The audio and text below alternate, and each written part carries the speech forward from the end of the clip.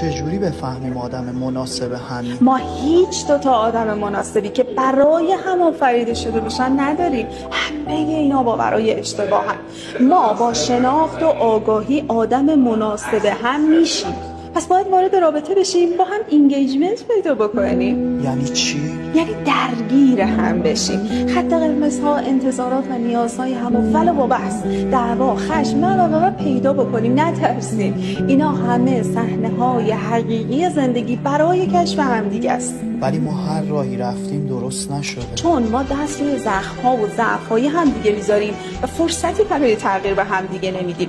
اما اثر پیگمالیون میگه با دیدن ویژگی‌های مثبت هم راه رو برای انگیزه پیدا کردن و خوب بودن همدیگه باز بکنیم. اینجاست که سرو ماشینیسم یا همون ماشین اتوماتیک مغزم میاد کمکمون و دقیقاً مسیر دلخواه رو میسازه و به قول لیبرمن واحدهای نورونی پررنگ‌تر میشه و ما هم هر روز موفق‌تر و با انگیزه‌تر. بیاید آدم مناسب هم نباشید، آدم مناسب هم بشید.